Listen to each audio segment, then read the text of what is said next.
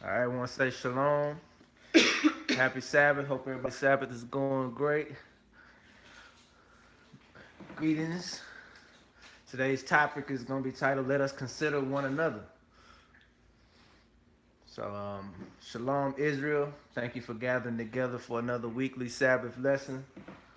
One of the many reasons we are suffering as a nation is because we lack unity and care for one another. Today, we will search the scriptures to help us get back to the love we must have for the brethren. May the Lord add a blessing to the reading of His holy word. So as you can see, we got a visual of our people joining hands,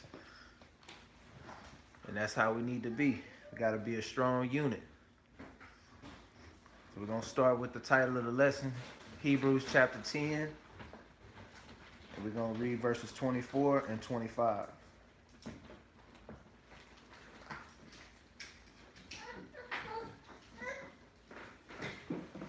got an extra pen.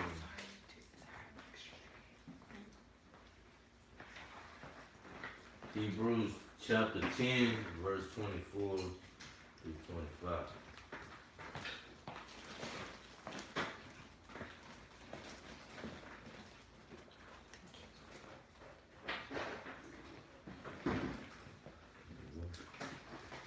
And let us consider one another to provoke unto love and to good works, Read on. not forsaking the assembling of ourselves together, as the manner of some is, but exhorting one another, and so much the more. And ye say the day approaching. So he said, let us consider one another. So let us be thinking upon our brother and our sister. We need to be thinking about each other. We shouldn't always be thinking about only what's going on in our lives, but let's think about each other and to provoke unto love and to good works. Provoke is could have a couple meanings. It could be meaning in a good sense or in a bad sense. But in this sense, we're talking about something good.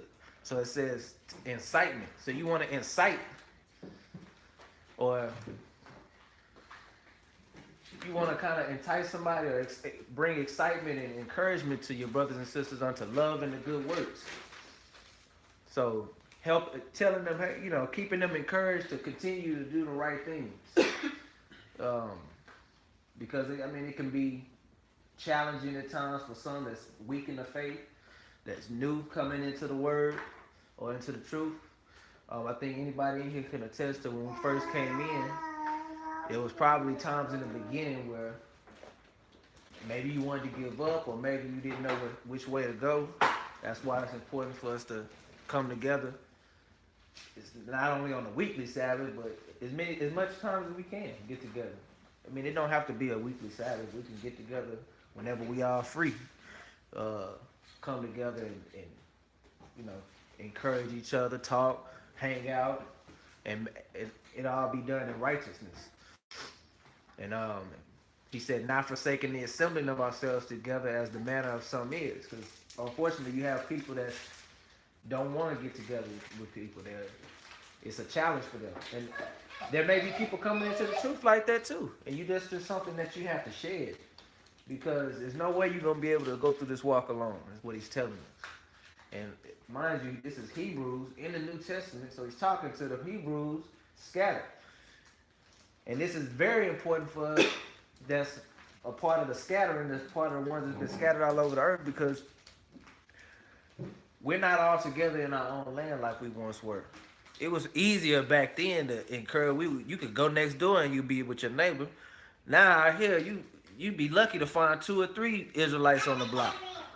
So that's why it's really important for us to, when you do start getting together and finding like-minded individuals, to gather up as much as you can. I see it all the time on Facebook. They have gatherings. Lately, I've been seeing it a lot more. I guess this summer, with the summer being here, more people got time off, probably from their jobs or whatnot. They're having gatherings, Hebrew gatherings. We got one coming up next month. They had one, I think, in California, with a bunch of brothers and sisters getting together.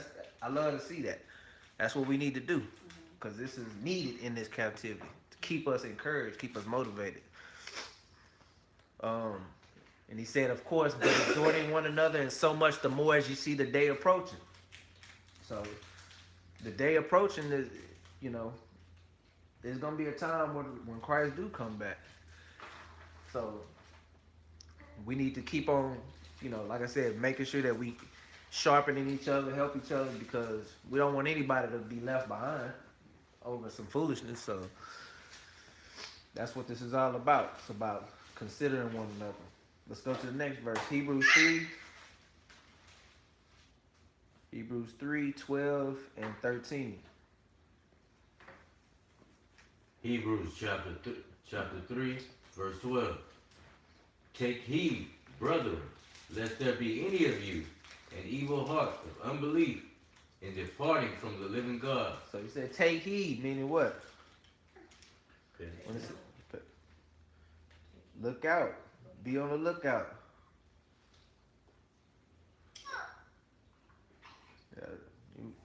Y'all was all right. Behold, beware. Whenever you see things like that in a sentence, he's telling you, pay attention to what he's saying.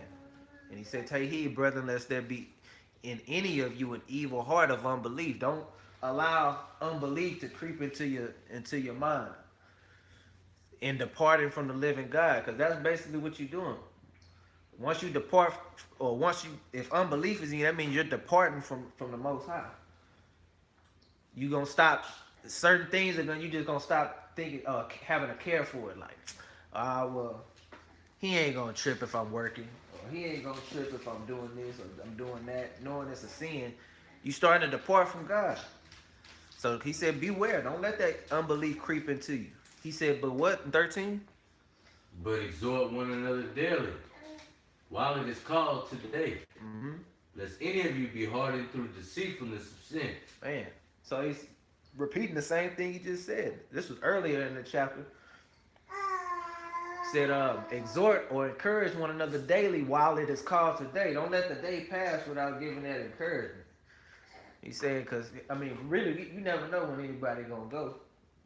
So that's why he's saying, while you have the chance to do that, encourage. That's what he's saying. Don't let the day go by and you have a chance to help somebody and you don't do it. Or encourage another brother and you don't do it. So he said, lest any of you be hardened through the deceitfulness of sin, because that's all sin is deceit. You'll be thinking that in your mind it's okay, but you just deceiving yourself. And that's that unbelief that creeps in. So let's go to Philippians. Philippians chapter 2. Chapter 2. If there be therefore any consolation in Christ, if any comfort of love, if any fellowship of the Spirit, if any bowels and mercy,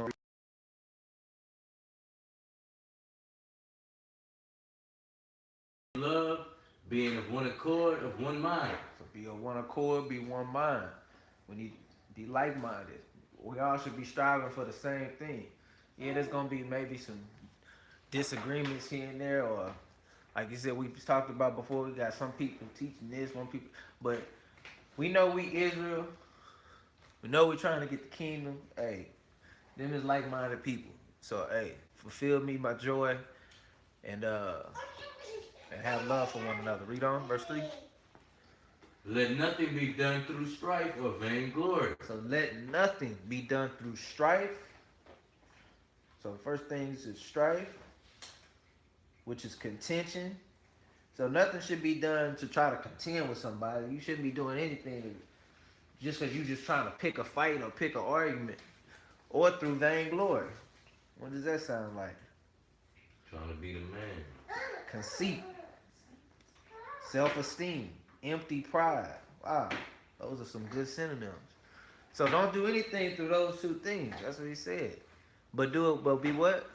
But in lowliness of mind, let each esteem other better than themselves. So he had a lesson on humility. This is what that's talking about. So anything you do should be in a humble manner when it's coming to, whatever it is you're doing. I want to say something. Sorry for interrupting. When you said we should all come together and not be as some, I'm glad that you got people like that. Because the upcoming trip that's coming up, if y'all wouldn't have kept pushing that and saying that it's coming up, and Monica would have stepped up and bought them tickets. You know, me personally, I'm the type that I need to work on that coming together more. I would have been pushed off to the side, not even thinking about going to something like that. But we got brothers and sisters that's in the right mind.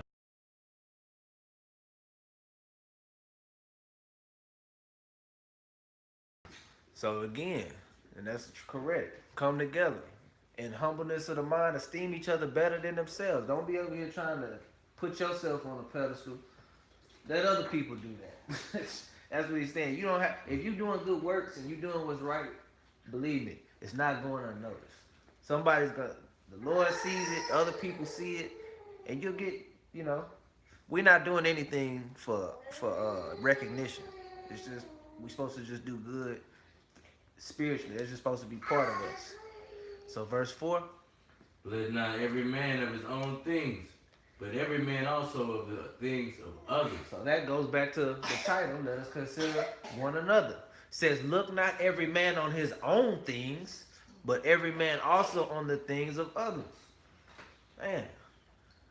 So don't be always thinking about yourself. That's what I put in the parentheses. It says, be selfless and not selfish. You know what it means to be selfless, Gene? Selfless? That means don't think about yourself. Right. Exactly right. So that's the type of matter of fact, let me pull that up real quick because I like the definition I saw earlier. Just so we can get a sense of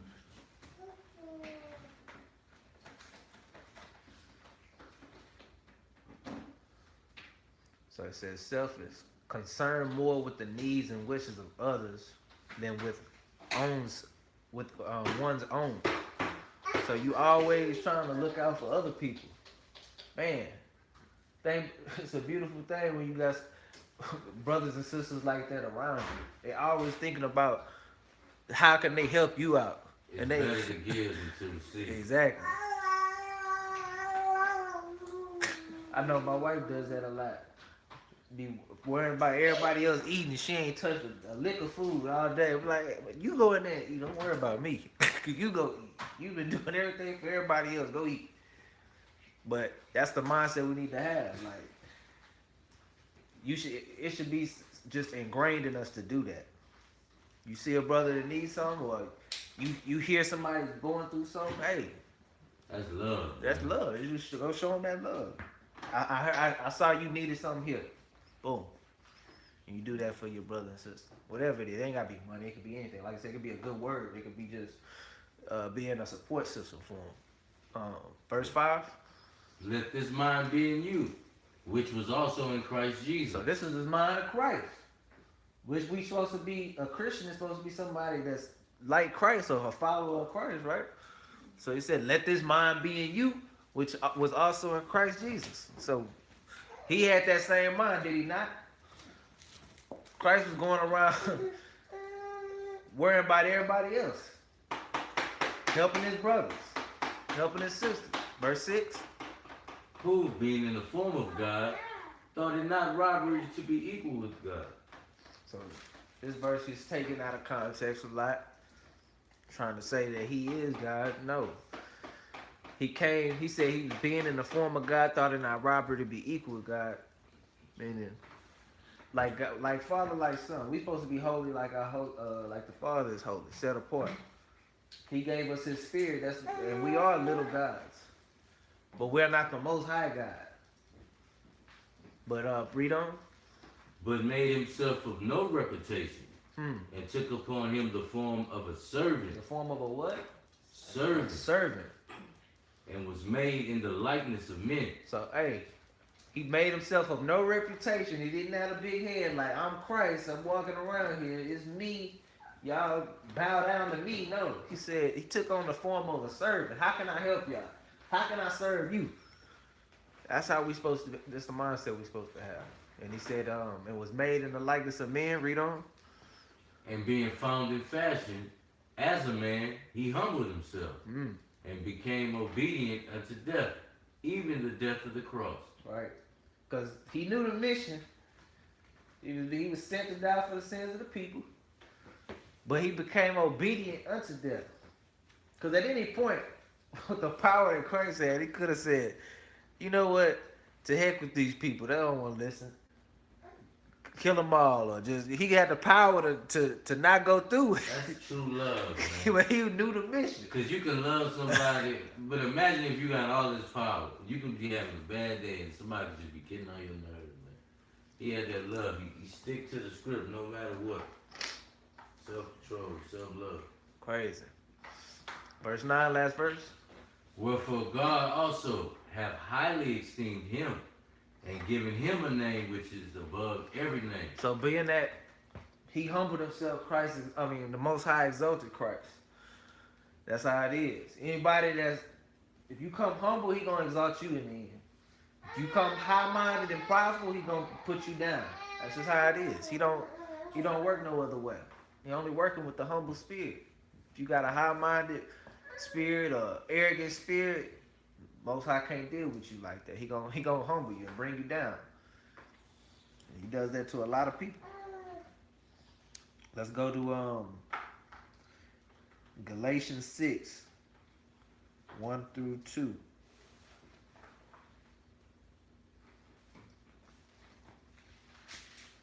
I'll be speaking the same thing, so I'm gonna read it.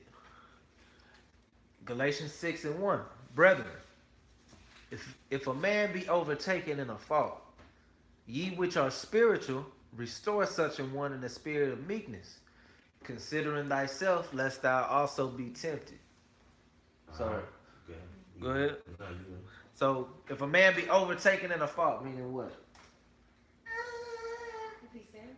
If you wrong, exactly. If he sins or in the midst of sin, he making a mistake according to the word. He said, ye which are spiritual, meaning ye which are keeping the laws, that's not in that sin at that moment. You're not in the sin. You spiritual. You in the spirit.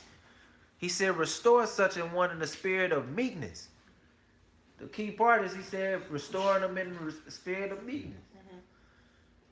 Because we got to remember that we came from that point at one point. Or it may be something that you dealt with at one point. Considering ourselves. Exactly. That's why he said, considering thyself, lest thou also be tempted. You might not be going something at that moment, but later on you might go through something. You might get overtaken in a fault. Maybe one day I got a brother dealing with anger, and I'm saying, hey man, just calm down. I know everything gonna be all right. Read this word, get your spirit right. All right, cool. A couple weeks later, I may be going through that. Somebody may take me to that limit, and I may get overtaken and let that anger overcome me, and let the flesh speak, and maybe I want to fight somebody or do something bad to somebody. Now I got somebody that I help, and he could come back, hey, brother, remember you told me the same thing, man, calm down. You right. So that's what we here for, building each other back up. That's why he said, lest thou also be tempted. We gotta hold each other up, man. This is important. Verse 2 says, bear ye one another's burdens, and so fulfill the law of Christ. You want to touch on that? Bear ye one another's burdens. Just hard times, we gotta look out for one another. It ain't all about me, I. We all family at the end of the day. If we all can come together and take care of each other, really, burdens, we wouldn't have no burden. We wouldn't need to just lean on the government for assistance. We gotta bear one another, be a strong unit, strong community. True. When you do that, it says, and so fulfill the law of Christ. Man. So just think about it for a second. You got these poverty-stricken neighborhoods with these mega churches sitting right in the middle of them. Is that church bearing another's burden? No. They said they watching it. They are the burden. They watching. They sitting around watching the neighborhood crumble or be in shambles. Nobody got nothing. Drunkards on the corner. People on the block. No food. No clothing. No income.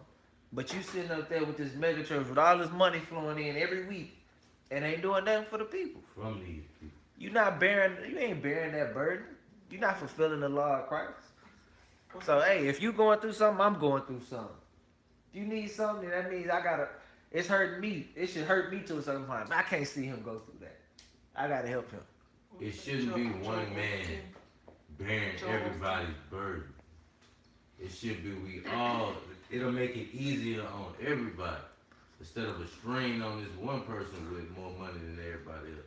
The Lord had it set up perfectly. That's why when I get to telling people about tithes and all of that, it's crazy because the Lord had it set up just. That's what it was set up for.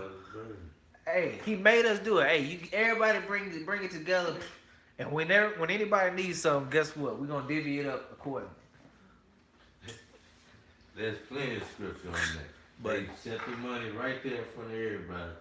They divide it according to everyone's need. nobody going Somebody without. may have a bigger need than the other person like that. So it just goes to show you how far away we've gone from the commandments, the true word, and just taking care of each other. And like she said, Joel Osteen.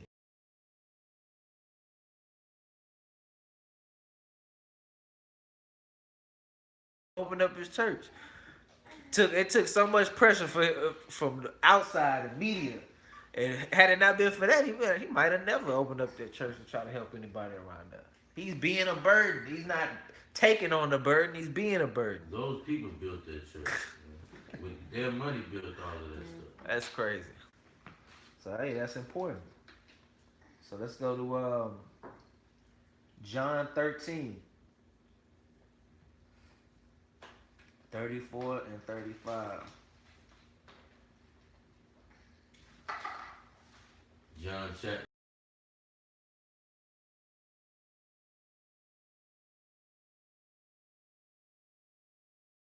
Of you, that ye also love one another. Mm-hmm. By this shall all men know that ye are my disciples, and if ye love one to another. That's it. So he said, this is how you gonna know if you're a real disciple of Christ, is if you have love one to another. You can claim all day that you love Christ, or that you know the word and all of that. You may have a little knowledge. You may have read some scriptures, got a couple precepts under your belt. But guess what? If you don't show no love to your brothers and sisters, you ain't no real disciple of Christ. You can't teach the word and don't have love in you. It don't even make sense. That's all Christ was walking and doing was loving everybody. But see, we gotta, which we gonna learn, we gonna understand what the love he's talking about. Love according to the scriptures. Cause love these days is, oh, I sent you a box of chocolates, I love you. But then I do something hateful to you the next week. That's not love. Or love, I open the door for this person. Which that's a kind gesture. You should do those things. I'm just saying, Money. you do that, and then the next thing you know, you talk about that person behind their back. That ain't love. You got hatred in your heart. Same people that you claim that you love. All you're doing is kind gestures, but your love for them is really not there. You really got hate for that person. And really, and see, people take some of these scriptures out of context again. So he said, a new commandment I give unto you. So really, is this a new commandment? No. We've been loving. You love one another. They told us that back in the Old Testament. Basically, he just telling you that, and he was really talking to a lot of these Pharisees, these Sadducees, these people that was the higher ups. They didn't really show love. They thought all they had to do was keep the letter of the law, like the sacrifices and stuff. You know, they wear the fringes and da. That's all you had to do. You forgetting about the love Yeah. of one another, bro. He was teaching us a new way according to the Spirit. Like, show love. All of that is fine. The fringes, wear your fringes. Keep the Sabbath. Don't eat pork. But if you hate your brother, you might as well stop doing all that because you sinning. Assembling they wasn't assembling like coming together. That's why he had to even say that in the scriptures because we wasn't doing that no more. Exactly. We wasn't having that love for one another. And we had lost. Bearing each other's burdens like we used to. That's why he said this is a new commandment. Even though it ain't new, it was new to us because we wasn't doing it no more. Exactly. So let's get that. 2 John 1 and 6. We're gonna see what love is according to the scripture. These are verses you take people to, because a lot of people cannot give you a definition of what love is according to the Most High. They'll just give you their own feelings. So 2 John 1:6. And this is love, that we walk after his commandments. Simple as that. This is the commandment, that as ye heard from the beginning, From when? the beginning, All right. ye should walk in it. So this commandment we've been heard from the beginning, which is keep the commandments. It's plastered all up and through the Bible. Keep the commandments. Keep the commandments. You can't run from it. But he said that's love though. It's the 10 Commandments. If you just want to go to that, covers everything. Don't steal. Don't kill. That's love when you're not doing that to your brothers and sisters. When you don't sleep around with your or trying to sleep with another man's wife or vice versa. She's trying to sleep with the husband. Hatred for your brothers and sisters. Like that's showing you that love was already there. But we not looking at it in that sense. We just looking at, all right, don't steal, cool. Don't kill. But you're not looking at the spirit behind it of why he's telling you not to do these things. You want anybody to kill you over some shoes? No. You want somebody to steal from you? No. So love each other like you want somebody to love you. What was you gonna say? No, I was playing. So John 15. Let's go back to John. We're gonna go to chapter 15, read verses 11 through 15. John chapter 15, verse 11. So this is in red. This is Christ speaking again. These things have I spoken unto you, that my joy might remain in you, that your joy might be full. Uh-huh. This is my commandment, that ye love one another, as I have loved you. So again, saying the same thing. Love one another as I have loved you. Christ loved us a certain way. We need to love like Christ. Read on. This is my commandment, that ye love one another as I loved you.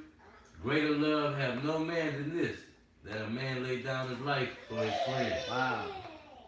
Greater love has no man than this. This is how you know somebody really love you. He said that man will lay down his life for his friends.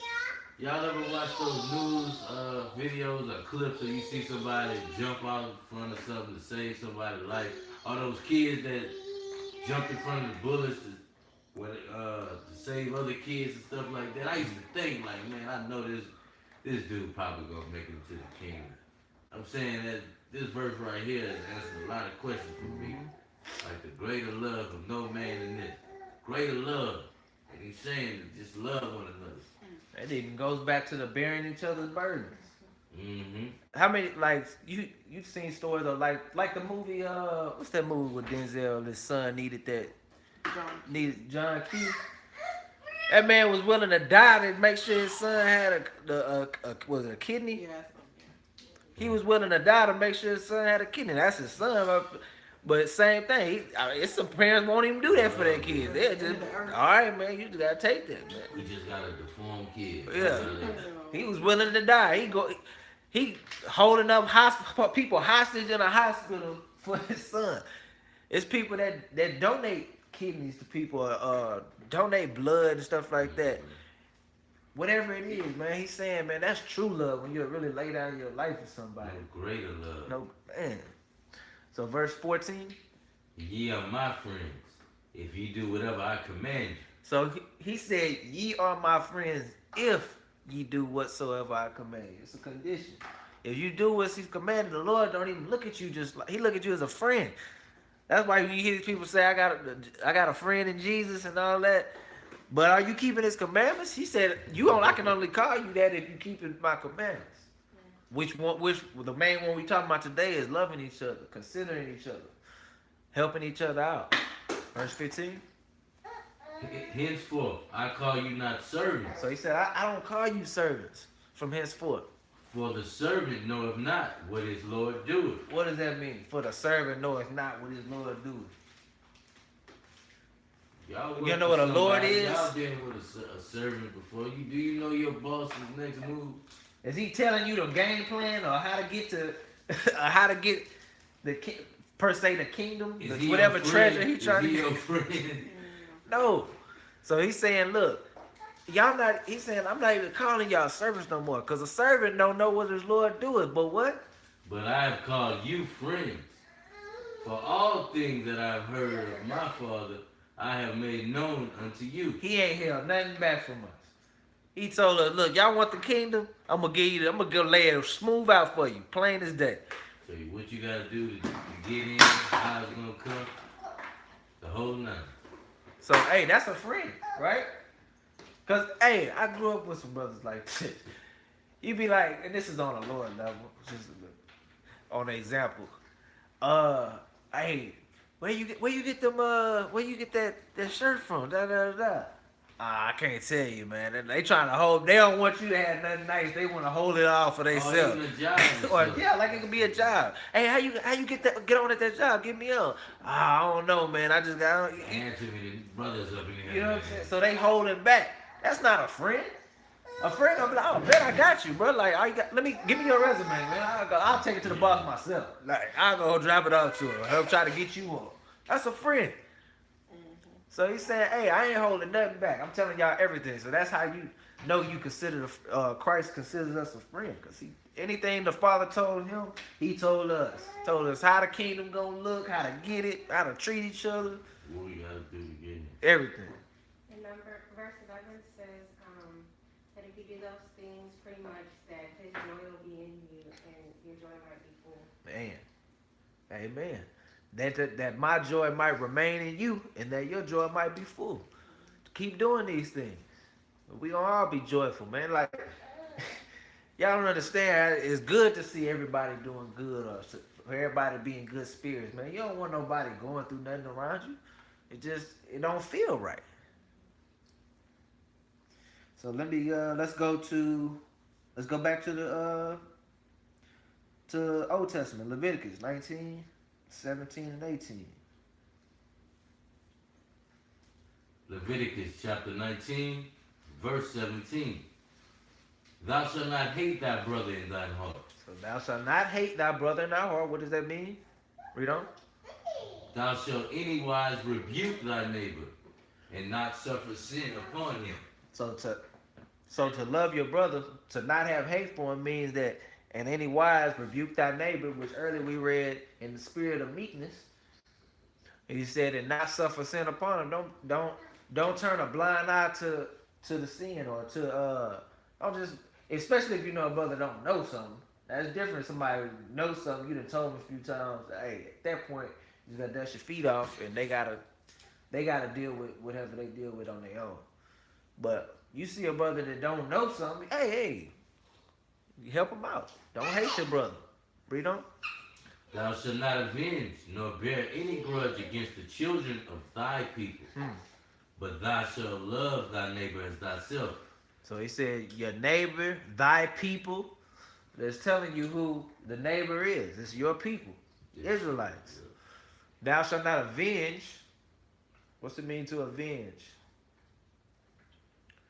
To take vengeance, try to punish somebody, try to get somebody back. It says don't do that or bear any grudge against the children of thy people. So we shouldn't be holding grudges with each other.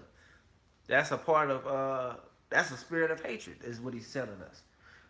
He said, but thou shalt love thy neighbor as thyself. I am the Lord.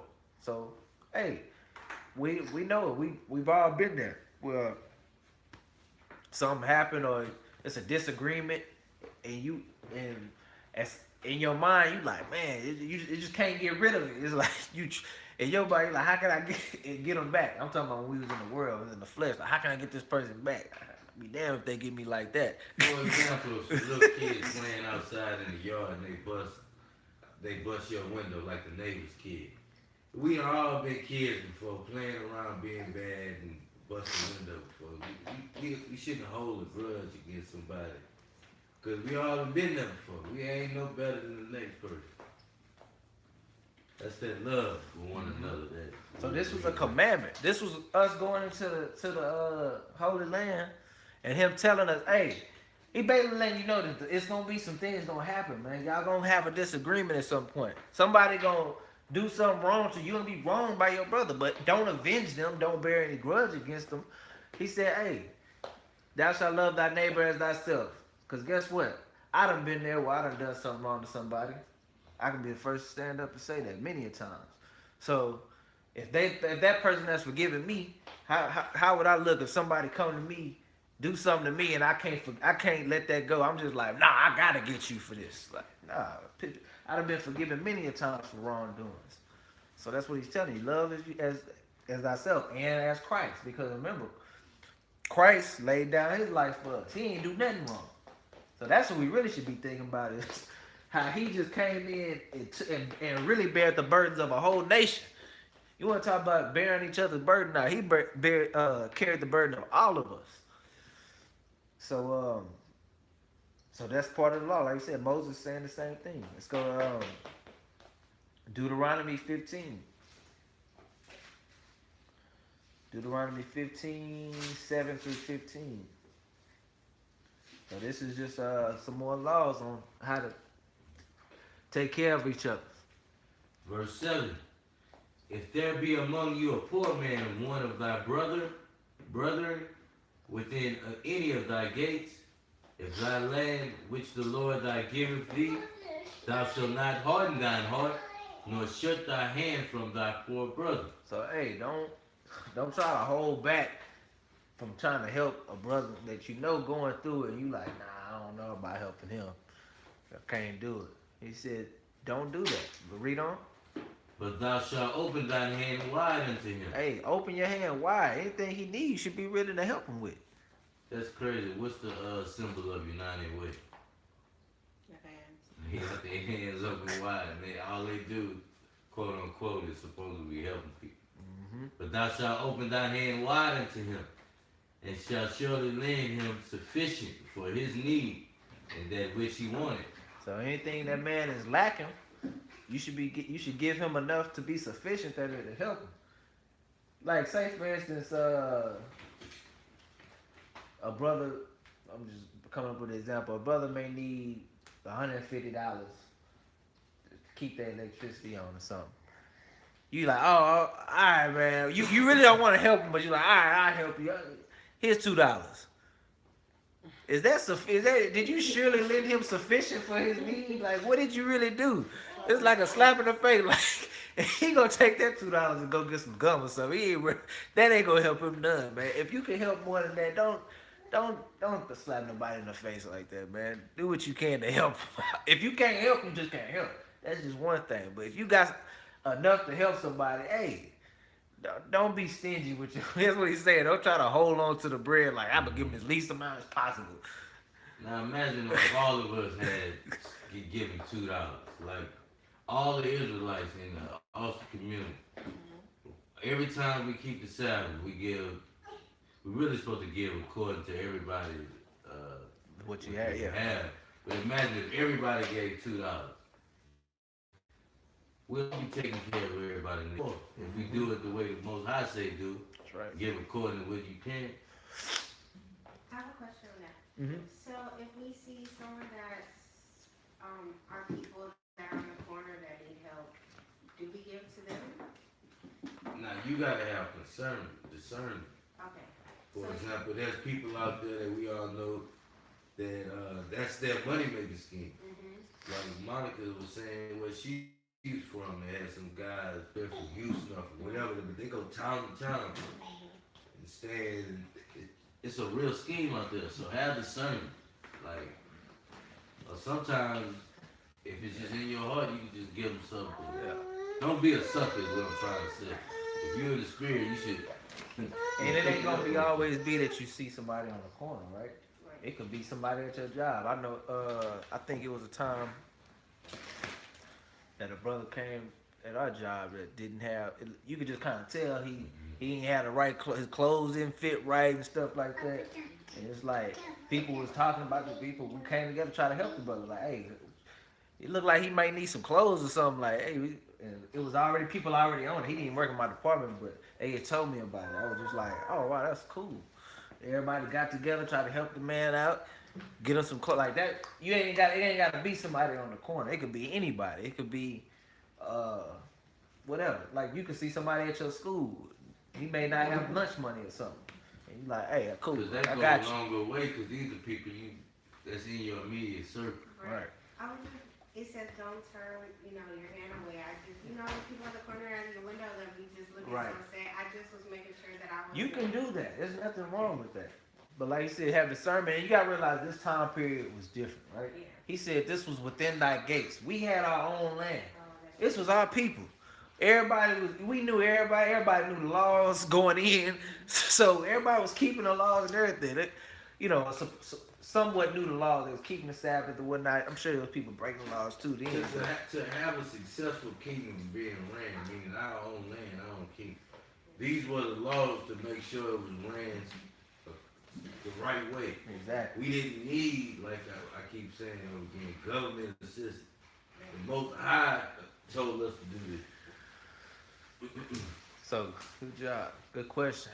Verse 9. Beware that there be not a thought in thy wicked heart, saying, the 7th year, the year of release is at hand, and thine eye be evil against thy poor brother, and thou givest him not, and he cry unto the Lord against thee, and it be sin upon thee. So they had a law back then. One of your brothers worked for you. If he wanted to be your slave, which is a servant, or work for you, that after 7 years, the 7th year was the year of release. So he could go free.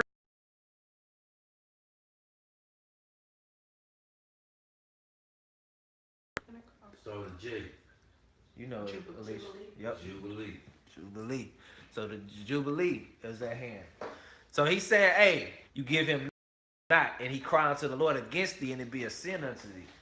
Because you ain't doing that man right. Yeah.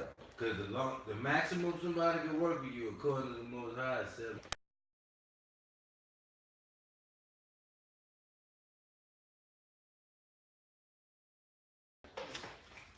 So that's a sin. Right. This man is crying unto the Lord. Lord, in 7 years, I fulfilled my time. Man don't want to give me what he's supposed to give me.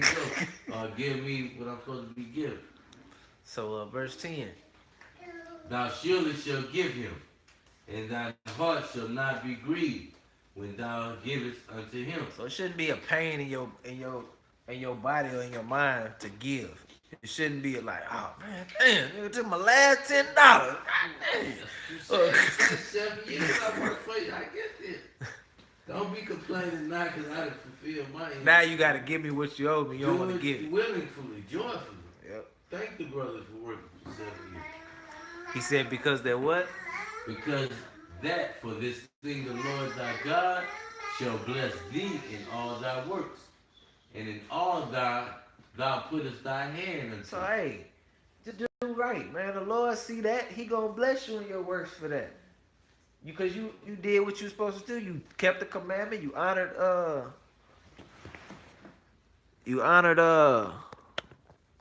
his word. And that was that. That the Lord gonna bless you for that. So where we at? Verse 11. For the poor shall never cease out of the land. So look, it's gonna be poor people in the land.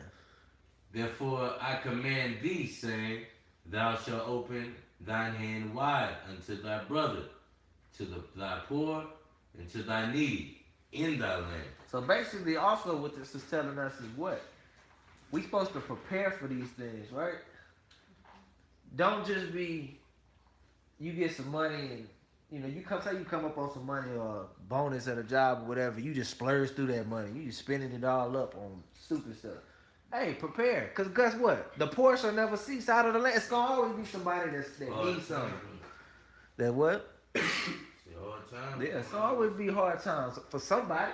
Maybe you, maybe your next door neighbor, you don't know who it's going to be. But he's saying, that's basically also telling us to prepare. Always be thinking about that, set to the side. If you can, like especially if you can. Like if you're making enough money to where your bills are paid, because we in captivity now. Things are different. Like I said, this time we had our own land. We was running things. It's different. But it's some of us that are blessed enough, and even in this captivity where, hey, I done paid all my bills and I still got bread sitting to the side. So hey, I might just have me a savings just for the poor, just for the people that need some. I may have that just to the side, like, hey. There are affluent Israelite communities Exactly. in America. If they were smart, they would keep these laws, put their money together, and look out for the poor in their area to keep it. The Lord said He gonna bless you. It's a given. He gonna bless that your hand, everything. He gonna make sure, cause guess They what? might be doing that. Exactly. It might be something out there doing that, but like the Lord ain't gonna bless you out here getting money and using it for evil. Eventually, it's gonna run out. That's why we wonder why we can't never keep money in our pockets, or money don't stay long in our hands for so long. It's because our mission or the way we using it is not according to this. But he's saying, like he said in verse 10, at the end of 10, Lord thy God shall bless thee in all thy works and in all that thou puttest thine hand unto, if you doing this. So if you doing that, he gonna keep making a way for you to keep making that money. But if you're not doing it right, he gonna pull it for you. About the slaves and all of that when they was first, cause they didn't all they did was just open the land and told y'all go fend for yourselves. So when they was building up their own little communities, they had to have love for one another. This is slavery, right? Did we go out empty, or did we have anything? We went out empty, man. So that's telling you they not our brother. They don't know this law. What did they say to them?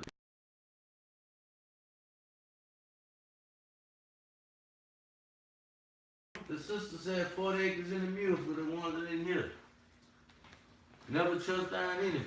So hey, this is according.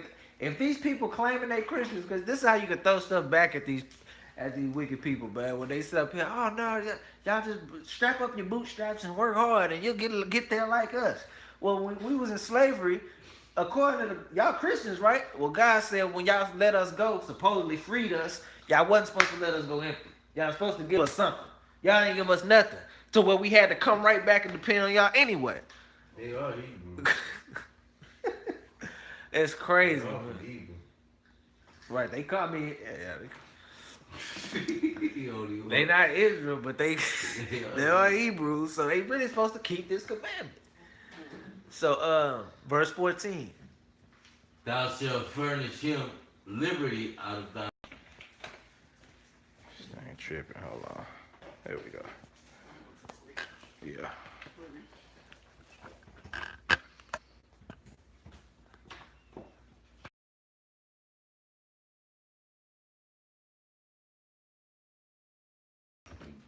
Look out for each other according to how the Lord blessed us. We used to have that love. It's like up and down. Sometimes we forget about it. And sometimes we go back to loving each other. So we gotta build that love once again. So let's go to we're supposed to go to Sarada. no, that was I'm gonna go to this. I think it was Deuteronomy 28, and we're gonna read 54 through 57. Deuteronomy chapter 28, verse 54. This is the state we living in right now. We're living the curses. Read on.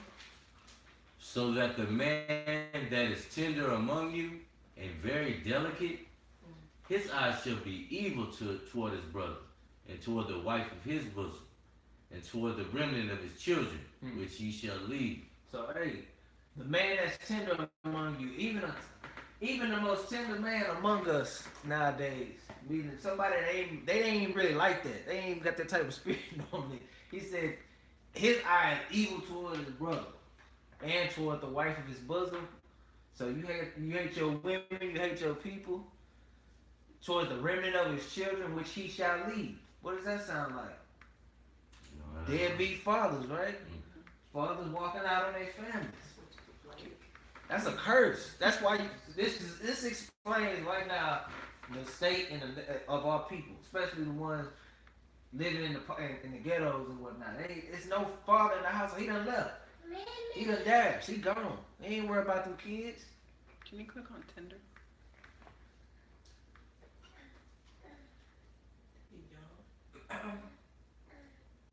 Soft. Weak. Soft. Weak of heart. Tender. Gentle. So he's saying, cause look, you got some men that's out there that's like that. They already got that characteristic. He said, no, it's a curse when even the tender man that among you is out here showing an evil eye towards his brother. Walking out on saying that it's rampant, like to the point that the tender guy even like that. Yeah. It's a common trait within the community. Somebody that you Not may having think is a love. tender man, you be like, I said, that seems like a good brother. He hate his people. You would expect that from the one that looked just like a gangster, got a do-rag on, with all-stars, rag hand. You would think he don't have the love, cause the killing or whatever, or the crime or whatever. But even the day-to-day man, the blue-collar man, or what, the businessman, he got an evil eye. Everybody is what he's trying to say. 55. So that he will not give to any of them of the flesh of his children, whom he shall eat, because he have nothing left in the siege and in the straitness, wherever thine enemy shall distress thee in all thy gates, Read on. and the tender and delicate women among you, So same likewise for the woman. which would not adventure to set the sole of her foot upon the ground for delicateness and tenderness. Her eyes shall be evil toward the husband of her bosom, and toward her son, and toward her daughter, and toward her young, one that cometh out from between her feet, and toward her children, which she shall bear. So we've seen that too, right? See, you've been on the flip side and seen that. You got the delicate woman out here that's basically showing no love for her own children. Hate every man possible. Out in the club more than taking care of their own kids. Driving the kids out here and there every 5 minutes. Can you take care, you watch my kid, I'm going here for the weekend. Kids see more of everybody else than they see in their own mama. That's not love. That's a curse. So when you seeing that going on, or you see a movie like that that has stuff like that going on, this is the curse is being shown us in our face. And 57 for sheep. Excuse me, what is it? For she shall eat them, for one of all things secretly in the siege and straitness, wherewith thine enemy shall distress thee in thy gates. So that's it. So this is just showing you that the Lord told us in verse 15, if you don't keep these commandments, these curses are going to come upon us. So guess what? We turned away.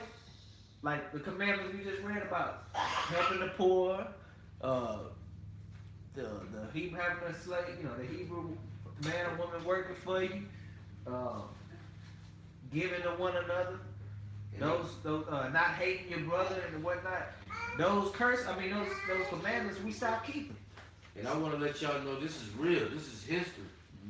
It was saying that the enemies be at all thy gates. These people had us surrounded at one point. And we was surrounded. If they surrounded you, ain't got no way to bring no food in and out the city. So what they start doing? Eating their own children is what they said. They ain't even have love for their own children. It was to the point that they was worried about themselves so much that they started eating their own kids. So that's history. If you read the wars and the sieges in the Bible, the Lord saying this is what's gonna happen if you don't keep the commandment. So we gotta get back. Gotta get back to that. Let's go to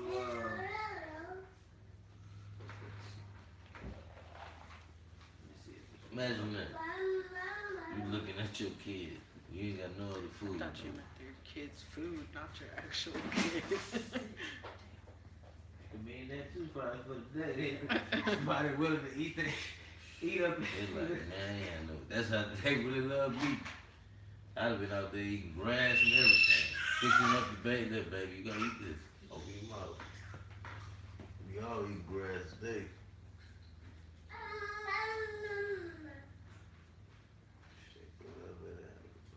So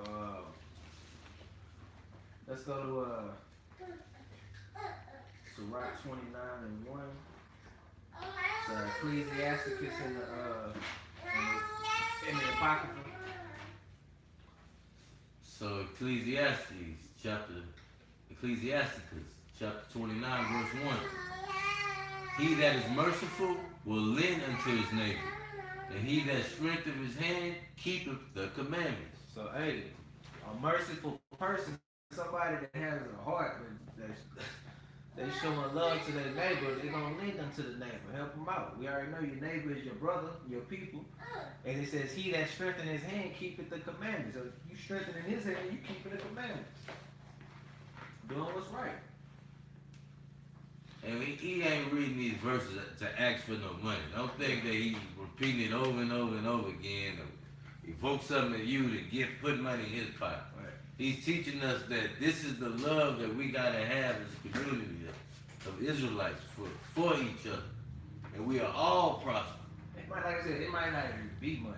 It may be, hey, we came up on some food, we straight, hey, Miss Keisha, there y'all come over. We cook.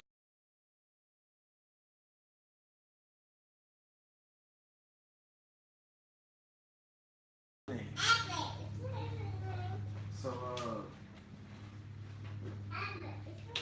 Zephaniah 2, 1 through 3. We're not reading 9 through 11. Did I miss it? I'm sorry.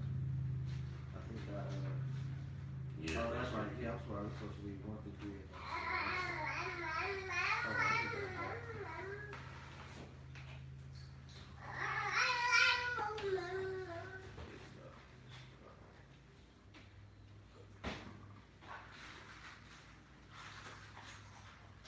Appreciate that, sister.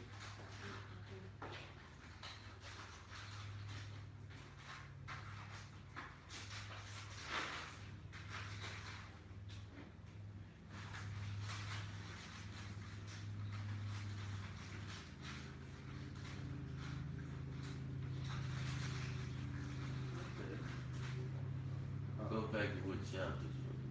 There we go. I didn't hit the button. Alright.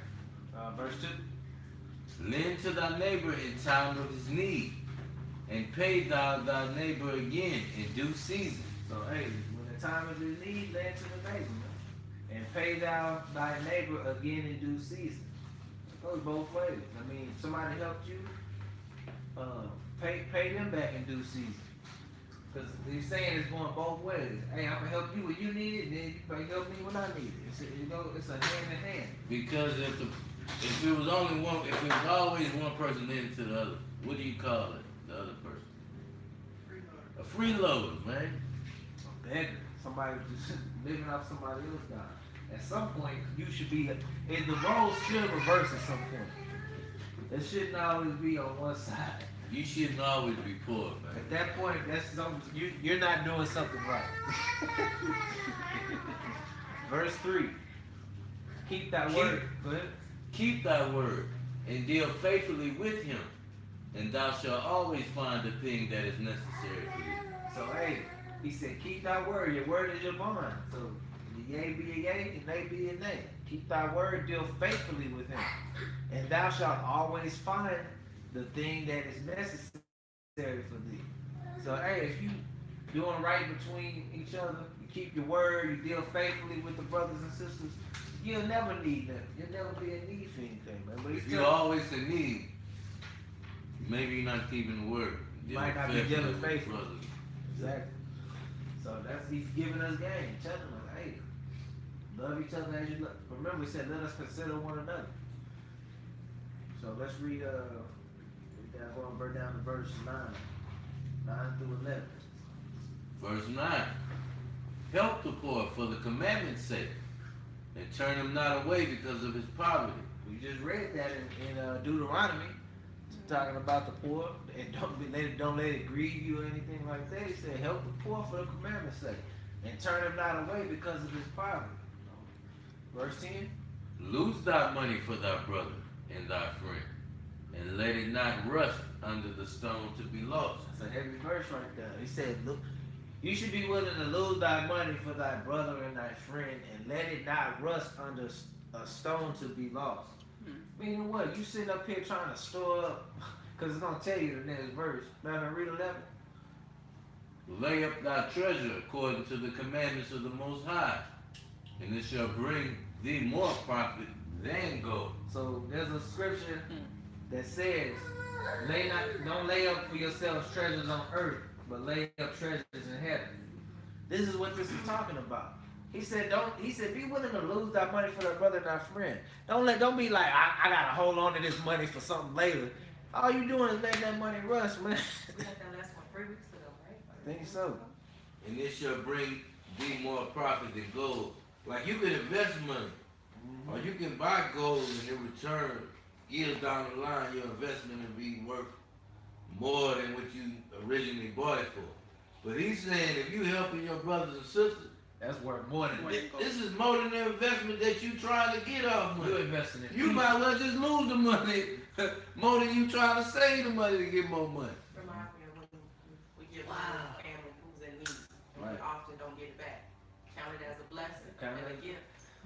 This is deep, y'all. Invest in people more than you invest in that money, man. Invest in your brothers and sisters, man. That's what he's telling you. Wow, invest in your brothers and sisters.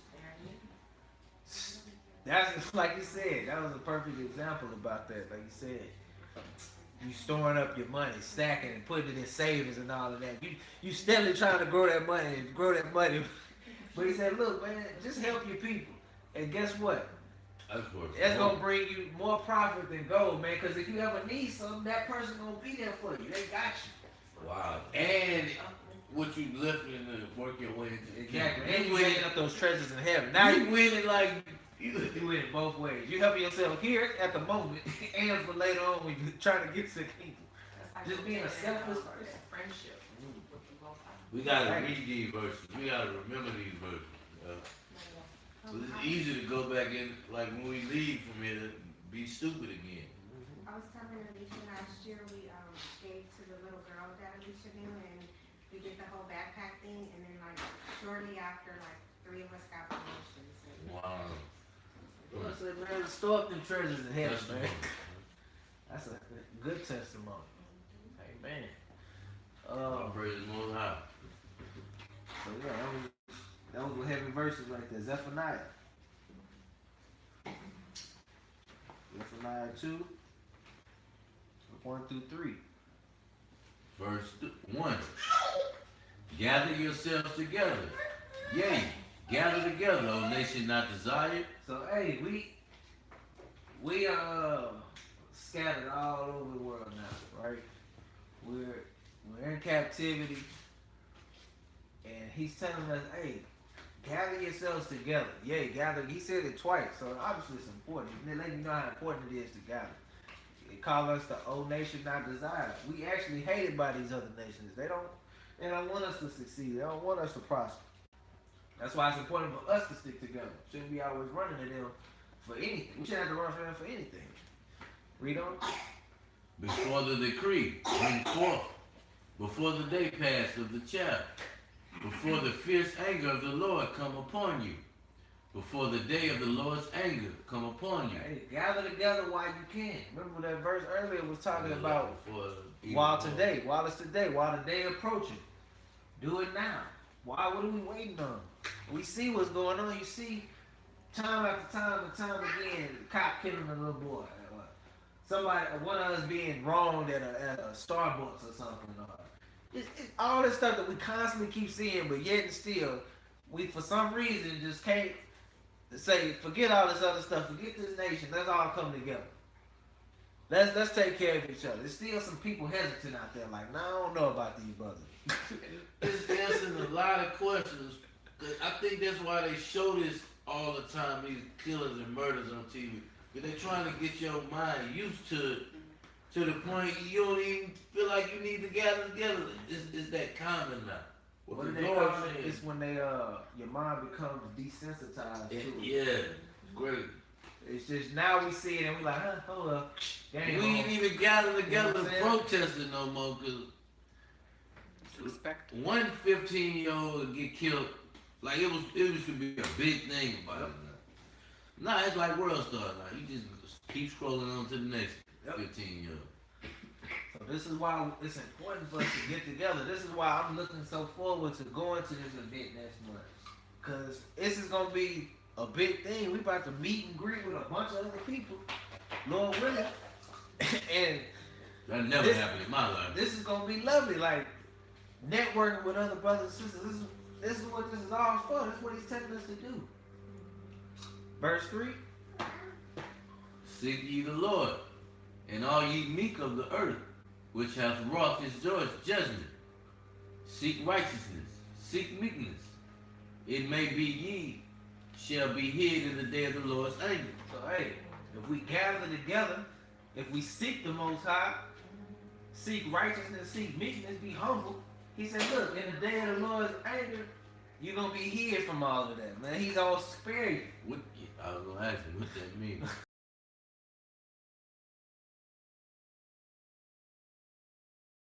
Man, seek my face.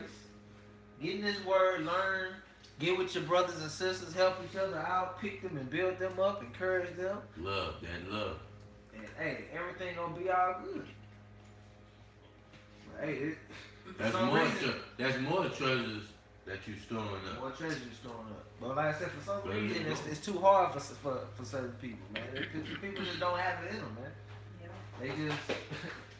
They just evil minded like that. They got a self-centered mindset. They like, nah, man, I'm about myself. I ain't worried about y'all. I'm good. That's all they say. I'm good. I don't know about y'all. I'm good. Okay. Because You gonna see? You gonna be crying and hollering for your brothers and sisters when that day of judgment comes. that's what I'm saying. They say every man for himself now. Mhm. It ain't no of us come together and unify. It's crazy. Let's go to Ecclesiastes chapter 4. This is Ecclesiastes in the Old Testament. All right, we get ready with Bible. 4, 9 through 12. Ecclesiastes chapter 4, verse 9. Two are better than one, because they have a good reward for their labor. That's common sense, right? Hey, if I need help putting up the basketball goal, is it easier to do it by myself or to have my brothers help me? Two is better Hey, than two one. is better than one. The Lord is giving us simple. This is simple stuff, man. But for some reason, some people think they can do it by themselves. Like they, oh, I don't need nobody. I can do this by Help myself. restoring Israel. Two is better than one. So he said, because they have a good reward for their labor. You gonna weigh yourself. Y'all remember when Moses, in the beginning, when he was judging, he had the responsibility of judging everybody, and his father-in-law told him, "Hey man, you need to get you some help, man. You need to get you some other brothers that know the word so they can handle the small matter. You can't do this by yourself." What did Moses do? He said, "Man, nah, I got Moses. The Lord came to me and told me. He would have told me that. He would have told me." He said, "Bet." Father, That's a good idea. That's a great idea. That's a great idea. Let me get some other brothers to help me do this, because this burden is too heavy for me. I can't do this by myself. How would let's say, I'm not gonna say a name. Just say a brother from one of these camps. Instead of getting other brothers to help me, like, don't worry about it. I'm gonna just travel from place to place and do all this. I'm gonna go to every street corner by myself and teach the word. paying for hotels when he wouldn't have to need to. Because remember, Christ and them was opening up doors, Exactly. staying at other Israelites. That wouldn't. Food. You wouldn't have a good reward for your labor. Your labor would kind of be for nothing. You out here like trying to do it by yourself. For instance, let's take it for G's age. Basketball team. You see it all the time. It's always that one person that want to be the star of the team, the ball hog, think he can do it by himself. But hey, guess what? If you got enough 2 or 3 other brothers on the team that got talent, If they all feed work them the together. ball too. Cause guess what? You try to do it by yourself. Now y'all lost by 20. You got your 30, 40 points, but y'all still lost. That don't matter. How you think LeBron felt after game dropping 51 and then lost? I was gonna say, He that's, felt that's like, stupid, man. that's like LeBron versus Golden State. They have a bunch of. You can't win, but no matter how good LeBron James is, 2 is better than 1. If he'd had a prime Dwayne Wade or a prime Kyrie Irving, it could have been different. They all would have played. We all need to just do our part to come together and help each other out. We all can see. It's crazy. The Lord will show you things like that even in those situations. Let you know, man, no matter how great you is, man, can't do it by yourself. This thing tripping, hold on.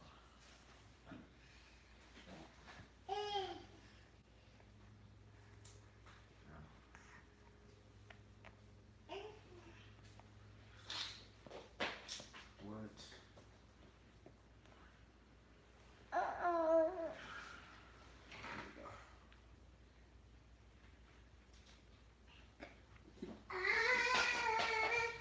Alright, verse 10. For if they fall, the one will lift up his fellow. That's what having a nation is for. Because remember he said the poor will never cease, right? That's what he said. Somebody gonna fall at some point. Somebody's gonna go through it. But guess what? You'll have somebody that'll lift you up. Read on. But woe to him that is alone when he falleth. Hey, but if you want to be that person that's by yourself, woe to you. Because for what? For he have not. For he have not another to help him up. You ain't got nobody to help you now. You've been thinking you can do it all by yourself. Now you ain't got nobody to help you. It's just like if you walking, let's say you're on a trail, you mess around and fall somewhere. Everybody would want somebody there to help them get out of that jam. But he said, hey, if you the one that won't do this on your own, and you mess around and fall somewhere, man, good luck. And that's with life. It'll be easy to get out of hard times, man, if we all work together. Verse 11. Again, if two lie together, then they have heat. But how can one be warm alone? So, Common sense, right? common sense. This warm, two bodies make more warmth, right? They said one person alone, how can he be warm alone? He's just giving you a metaphor, an analogy for it. Verse 12. And if one prevail against him, two shall withstand him. And a three-fold cord is not quickly broken. Man. So if somebody prevail against you, for instance, your enemies, two shall withstand him. He said, and a three-fold cord is not quickly broken. So the more people you got with you, man, the more y'all gonna be able to stand firm, man. Cause one person can't do it by themselves. I know back when we grew up, we ran in cliques or whatever. So if one person got into it, you all got into it. Now that's on a sinful level. Lord forgive me. But we had the spirit of, I'm not about to let my homeboy get beat up and somebody come up here trying to come over here and we ain't gonna just let them sit there and get beat. Nah, we 2, 3, 4, 5 deep. It's all of us. Y'all gotta fight all of us. That's what gangs used to be for, to protect the community like that. But it's showing you that even if we can have that mindset in that, we should have that mindset righteously, meaning, hey, all stand together, come together in one mind, one spirit, help each other out, man. That's what it's there for. The enemy can't hold us down when we together. They gonna do it. All these laws that they got set up against us. If we was to come together, we would withstand all of that, man. We wouldn't, like I said, wouldn't be no poverty-stricken areas. If the church, the so-called church, would come together and say, "Hey, look, I see you down there. We gonna help you out. We gonna help y'all pay that, so y'all good. Everybody straight." But that's not being done. Verse So that's 13. Oh, That's it. Proverbs 27 and 17. Teamwork makes the dream work, right?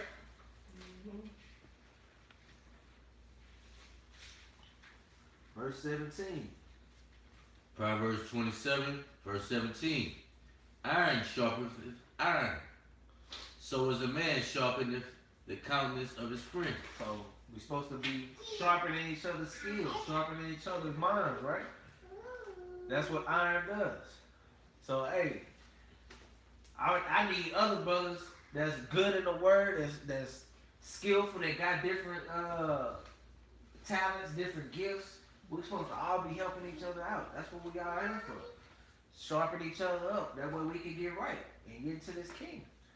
Ain't no point in sitting up here letting another, like, why not teach the next brother something? That way y'all can all be strengthened up in that. You know what I mean? Mm-hmm. don't make sense for me to have to be the only one skillful in the room. No, Don't be selfish. don't hold on. Teach. Have that love. That's just like at your job or whatnot. You train the next person. You train incoming employees coming in. If you got more experience, you're gonna help that person and train them up. Because guess what? If they doing a better job, it makes your job easy. But if you like, I ain't gonna let that person. Now guess what? You putting the burden on yourself. They don't be thinking like this. The Lord Nobody- giving you good sense. Everybody just you can't have that self-centered mindset, man. He said it. Be selfless and not selfish. So let's go to 2nd Maccabees 1 and 1 through 6.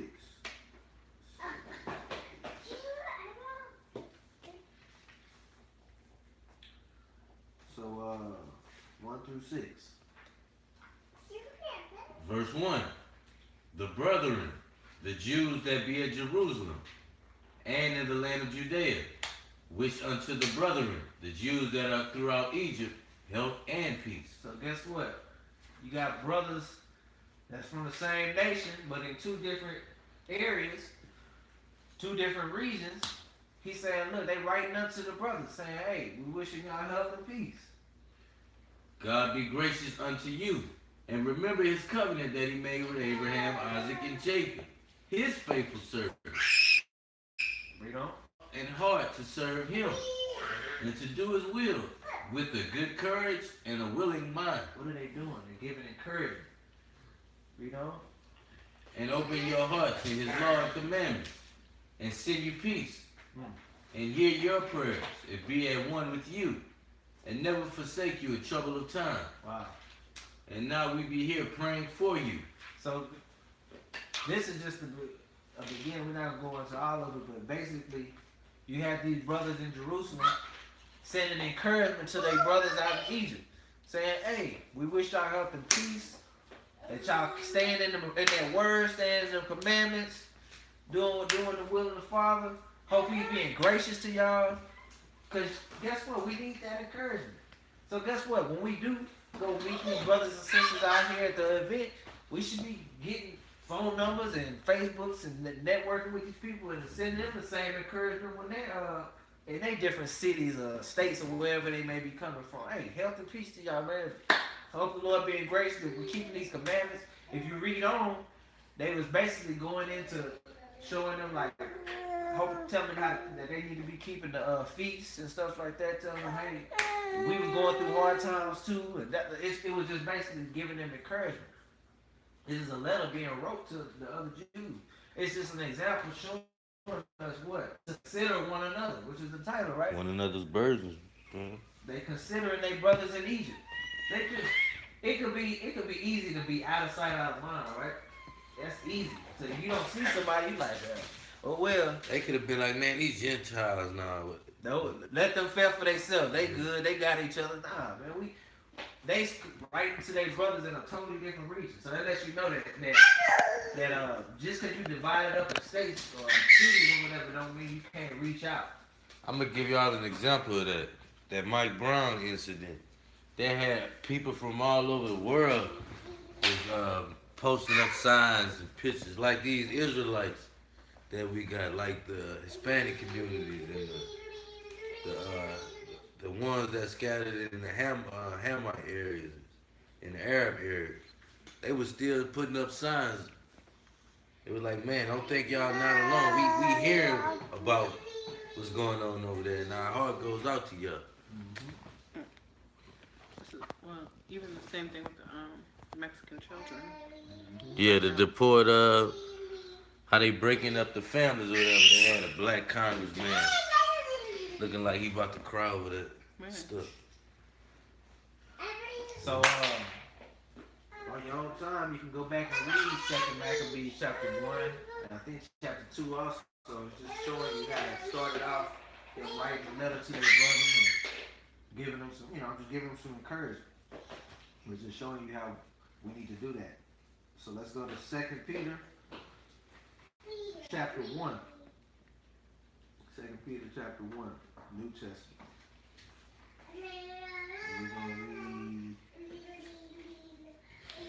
We're gonna read verse 5 through 9.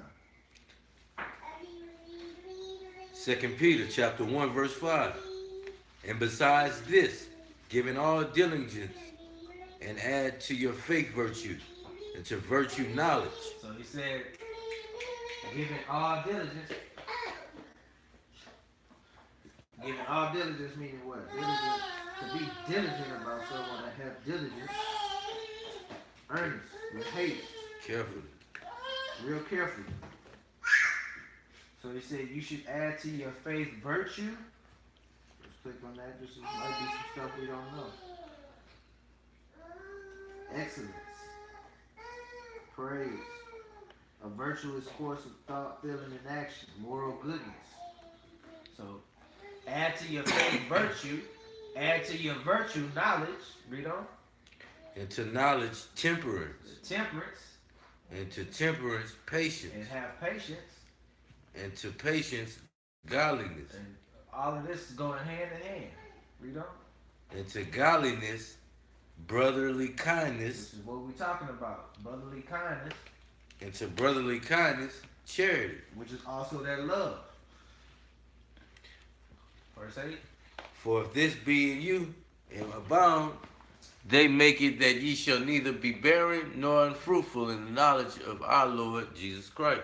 So again, showing us if we have all these things, and we're focused right now on the brotherly kindness and charity, which all of this go hand in hand. Being temperate is and being patient, all that is considering your brothers and sisters also, because you're not being rash with your decisions. And we all on different levels. So you gotta have patience and, like they said earlier, put yourself in somebody else's position to not get so quick to be upset because you was just in that person's shoe. So he said, if these things be in you and abound, meaning what? What does it mean to abound? It's showing abundant. To increase.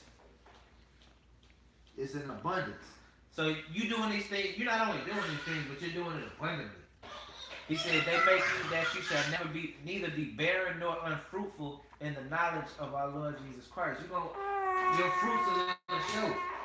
You're going to be able to help more people with this mindset or with these characteristics, with these values.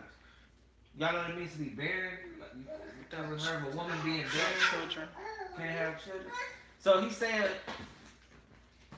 that you won't be, your blessings won't be shut up. Your fruits won't be shut in.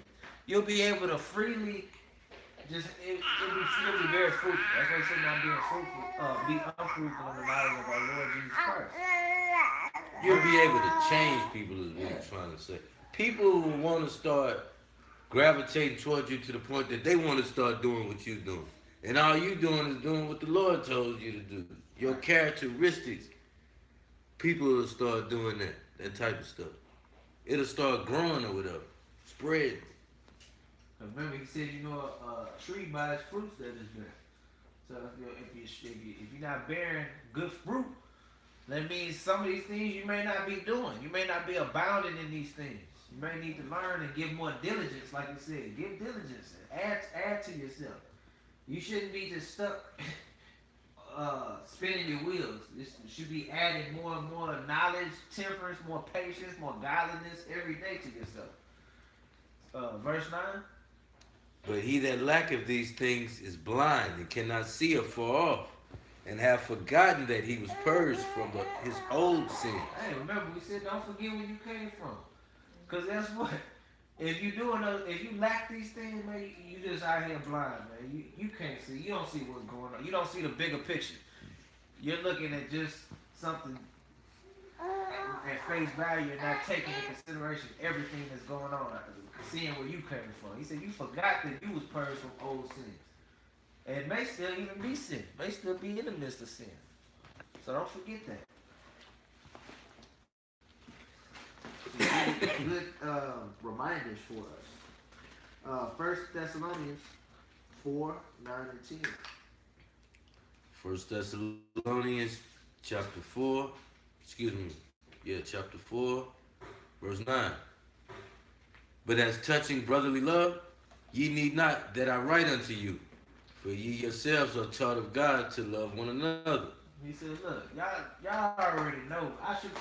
Concerning brotherly love, I don't even really need to write unto you, because y'all have been taught Do to the wrong. love one another, to do right. Verse 10. And indeed, ye do it toward all the brethren which are in Macedonia. And look, we see you doing it, but what? But we beseech ye, brethren, that ye increase more and more. Keep it going, man. Don't stop. Keep increasing.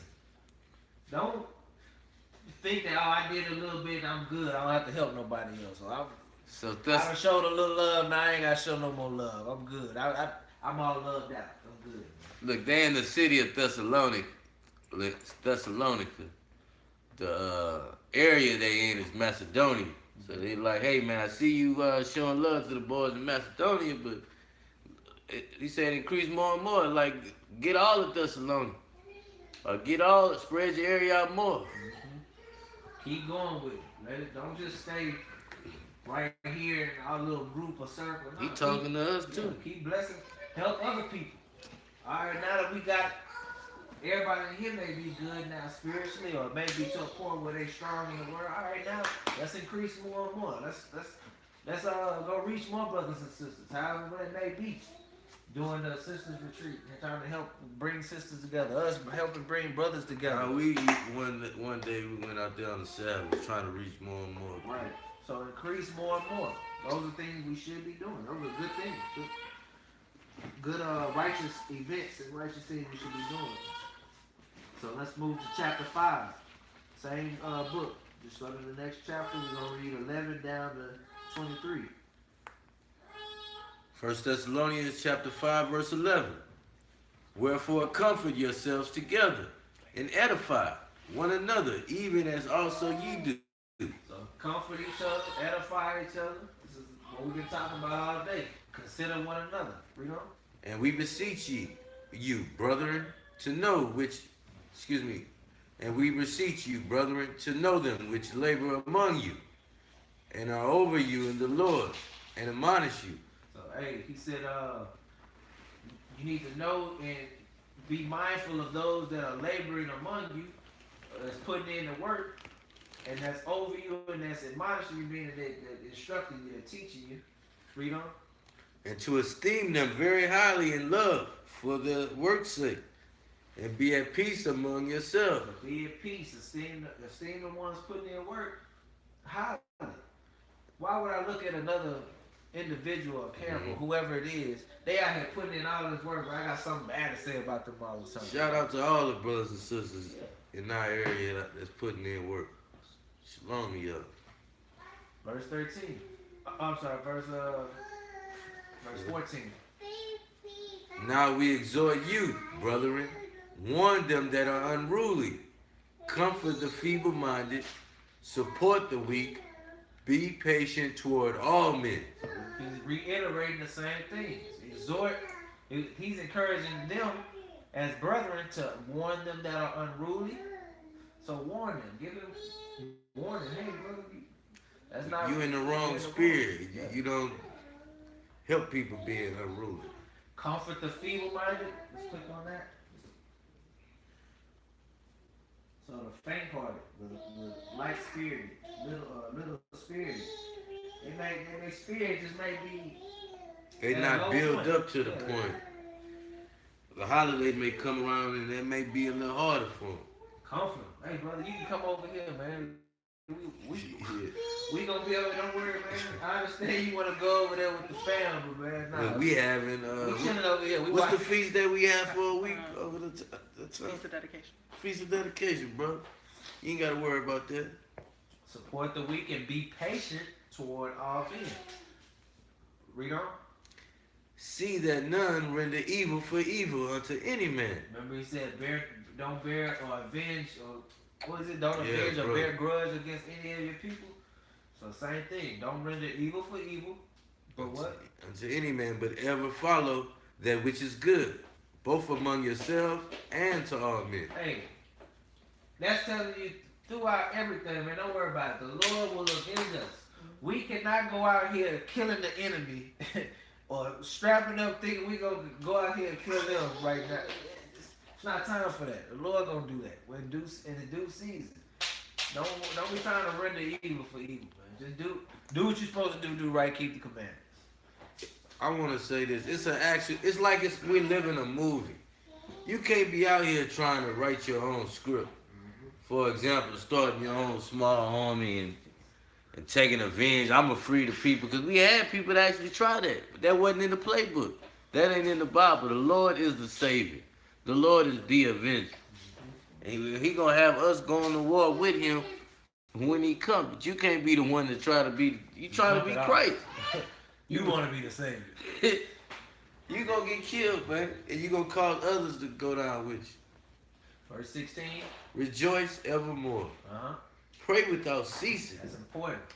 We gotta constantly be praying. We don't. In everything, give thanks. In everything, give thanks. Glorify the Most High at all times. For this is the will of God in Christ Jesus concerning you. This is what he wants you to do. I'm sorry. It's, 19. Quench not the spirit. What does that mean? Quench not the spirit. See who think. Dismiss it, refuse it.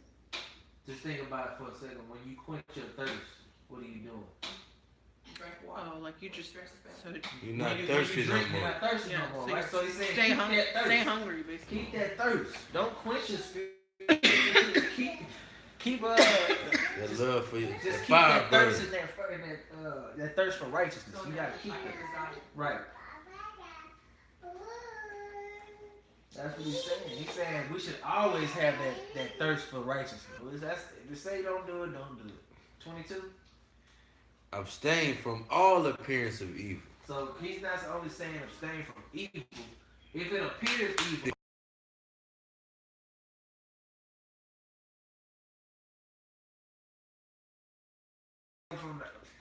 from the outside, it may you may be thinking, I can get away with it. I'm good. I can go over here. It's gonna be all right. If a brother call you at 2 in the morning to read scriptures, this brother might have been good, ain't never showed you none of them signs, but this appears to be evil, man. Like, use the discernment is what he said. Exactly. Well, vice versa. You helping us. You done showed the word to somebody or whatever. Maybe at your job or whatever. It could be somebody of the opposite sex. And next thing you know, a couple weeks later, they're like, hey, you think you could come out to eat with me or something like that, and we can go off in the word? That just appears easy. You know in your mind, like, what? Go get some drinks and have what? No, this don't seem right. I'm good. I'm not even gonna allow myself to go down that road because it's gonna go. It's first of all, the scriptures to talk about that, but you just gotta be smart, have discernment. Don't be a fool and think, oh yeah, it's all good. They not like that, and then next thing you know, you put in a position where now you being Back tempted. in the world. Yeah, you back in the world. Verse 23. And the very God of peace sanctify you wholly. And I pray God, your whole spirit and soul and body be preserved blameless unto the coming of our Lord Jesus Christ. That's what we're trying to do. We're trying to be preserved and be blameless unto the coming of Christ. That's what we're trying to do. So that's why he's telling us all these things. Hey, keep that thirst for the Spirit. Don't stop praying. Rejoice. Give thanks at all times. Stay in his word. Hold fast.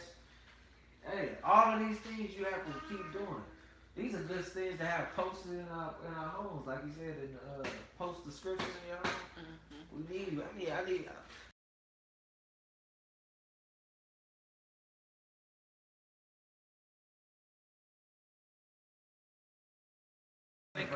Quench not the spirit is heavy.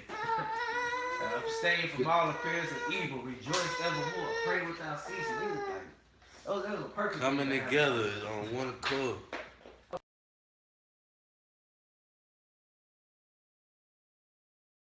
Sirach 25, last couple verses.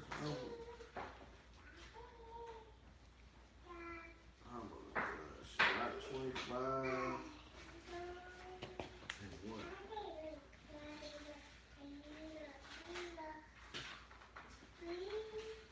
Sirach, chapter 25, verse 1.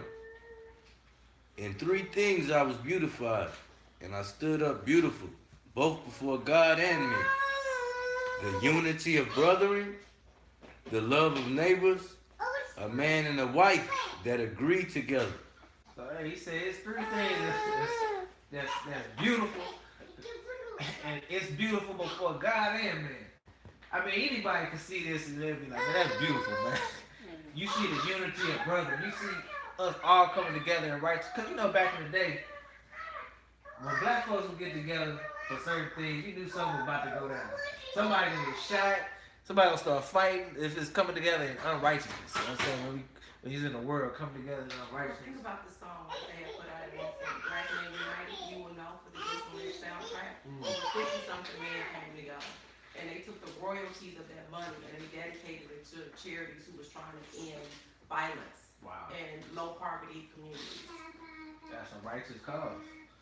That's beautiful. He's saying it's 3 things that's definitely beautiful, and it's beautiful before God and man. The unity of brethren is one, the love of neighbors, loving your neighbors, helping each other out, and a man and a wife that agree together, man. That's beautiful. What a multiple wives that never. You say that's beautiful before people and the Most High. So hey, these are things we need to keep in Unity mind. on different levels. Keep You these gotta things be like-minded. right. Not put 2 all together, yes, they be Unless agreed. they be agreed. So that's the same thing. So keep that in mind. So now the last verse is Psalms 133. Sit down, sit down. I don't know. Psalm 133. Just 3 verses. Psalms chapter 133. King David saying the same thing. Behold, how good and how pleasant is it for brethren to dwell together in unity. Man, that's beautiful. He said, man, how good and how pleasant is it to see your brothers and sisters out here dwelling together, living together amongst each other in unity, in one mind. One mind for everybody thinking on the same It's page. like heaven, man. Just to picture that. That is him, man. Can't wait for that day. It is like a precious ointment upon the head that ran down upon the beard, even Aaron's beard, that went down to the skirts of his garment. So you gotta go back and read about certain of these things. It's like a precious ointment upon the head, man. And click on skirts, man. So somebody can get that twisted like Aaron had a skirt on here. Garment. Just garment. It's the word. But you clicked on skirt. Those things were, when those men wear those garments past their knees. You clicked on skirt? Yeah, hold on. Mom might not have it. Yeah, this, I don't know what this is. Oh, hold on. Maybe this. Here's the number 4. Here. That's it. Corners. There you go. To the corners of his garment. Yeah. It's like a tunic or something. It's almost a tunic. He didn't have on an They had actual pants skirt. on under them things. So they be trying to Talking about to the corners of his garment. Yeah. So basically, they went down to the corners of his garments. Read on. And the dew of Hermon, and as the dew that descended upon the mountains of Zion. For therefore the Lord commanded the blessing, even life forevermore. So hey, he said, for there the Lord commanded the blessing, and even life forevermore. So it's just he's giving you examples, showing you how beautiful or how pleasant it is for us to come together and consider one another. These are things we just gotta constantly keep in mind. So overall, just let that sink in, is to consider one another. Let's not be selfish, but be selfless. We want to say shalom to all the brothers and sisters, and have a happy Sabbath. I think you overlooked that back then, our men